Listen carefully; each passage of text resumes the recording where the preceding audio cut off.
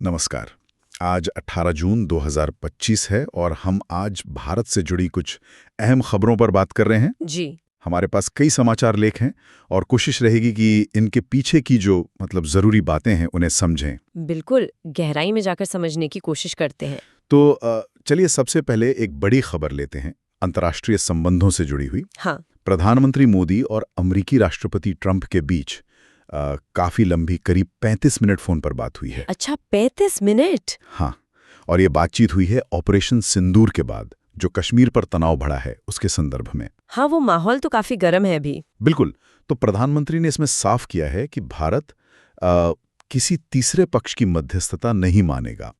ये भारत का स्टैंड रहा है हमेशा से। हाँ, और साथ में ये भी कहा, जो काफी मजबूत बयान है, कि भारत गोलियों का जवाब गोलों से देने के लिए तैयार है। ओहो, ये तो काफी सीधी बात कह दी गई है। हाँ, ये बहुत ही सख्त बयान लगता है। हाँ, ये बयान दिखाता है कि भारत इस वक्त खास तौर पर कश्मीर मुद्दे पर बिल्कुल पीछे हटने को तैयार नहीं है, अपनी संप्रभुता पर जोर दे रहा है। जी। अमेरिका से बातचीत जरूरी है, डिप्लोमेसी अपनी जगह है, लेकिन मध्यस्थता से साफ इनकार और फिर ऐसी भाषा, ये स्थिति की गंभीरता और शायद भारत की अपनी सैन्य तैयारी को लेकर जो आत्मविश्वास है उसका भी संकेत है। मतलब ये सिर्फ डिप्लोमेटिक टॉक नहीं है, ये एक तरह से चेतावनी भी है। कह सकते हैं, बिल्कुल, लग तो ऐसा ही रहा है। खैर, इस तनाव के बीच देश के अंदर भी एक बहुत चिंताजनक घटना हुई है विमानन क्षेत्र में। हाँ, वो एयर इंडिया वाला हादसा। AI-171। जी, 12 जून को अहमदाबाद में एयर इंडिया की फ्लाइट थी बोइंग 788 द ड्रीम।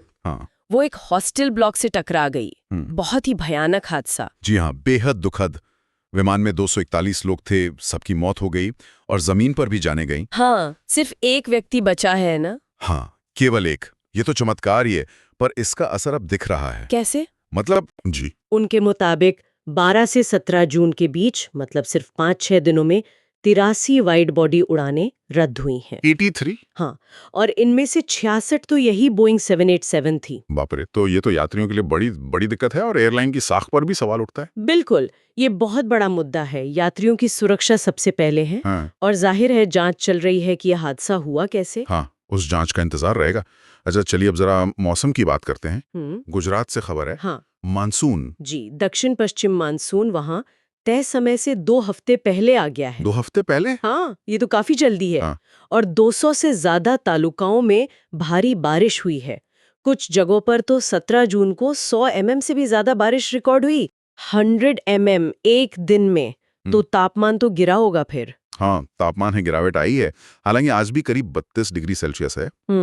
देखिए, मानसून का जल्दी आना एक तरह से अच्छा भी है, खेती के लिए, पानी के स्रोतों के लिए। सही बात है। लेकिन इतनी जल्दी और इतनी भारी बारिश, ये अचानक बाढ़ जैसी मुश्किलें भी ला सकती है। और ये शायद बदलते मौसम का, क्लाइमेट चेंज का एक और इशारा हो सकता है। बिल्कुल, ये अप्रत्याशित मौसम तो अब जैसे आम बात होती जा रही है। अच्छा, अब जरा दुनिया की दूसरी तरफ चलते हैं। हाँ। कनाडा, अल्बर्टा में G7 समिट चल रहा है। अच्छा, G7? हाँ, दुनिया की 7 बड़ी अर्थव्यवस्थाओं का समूह। तो वहां प्रधानमंत्री मोदी ने कनाडा के प्रधानमंत्री मार्क कार्नी से मुलाकात की है। ये अहम है। उन्होंने कहा कि भारत कनाडा संबंध अत्यंत महत्वपूर्ण है, लोकतांत्रिक मूल्यों और आतंकवाद के खिलाफ सहयोग पर भी जोर दिया। जी, ये दिखाता है कि भारत कैसे इन बड़े वैश्विक मंचों का इस्तेमाल अपने द्विपक्षीय रिश्तों को मजबूत करने के लिए कर रहा है। और आतंकवाद तो खैर एक साझा चिंता है ही। बिल्कुल। अच्छा, अब वापस देश में आते हैं। उत्तर प्रदेश से एक खबर है। बताइए। इलाहाबाद हाई कोर्ट ने वाराणसी का एक मामला है। एक 21 साल का युवक लापता है। ओहो। और उसकी जांच में धीमी प्रगति पर कोर्ट ने यूपी पुलिस की खिंचाई की है, सख्त टिप्पणी की है।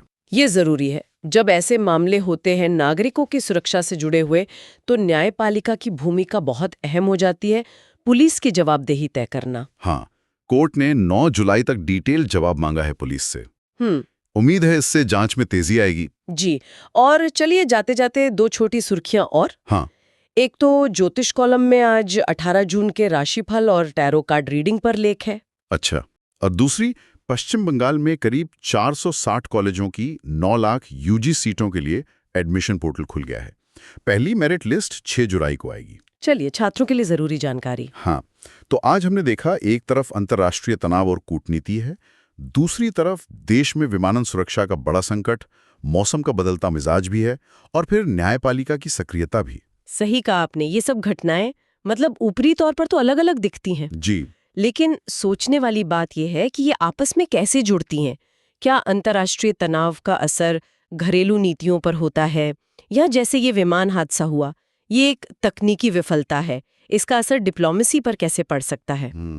ये दिलचस्प सवाल है। हाँ, तो ये जो अलग अलग घटनाएं हैं, इनका आपसी रिश्ता क्या है, और ये मिलकर देश की पूरी तस्वीर पर क्या असर डाल रही हैं, ये मेरे ख्याल से आगे सोचने वाली बात है।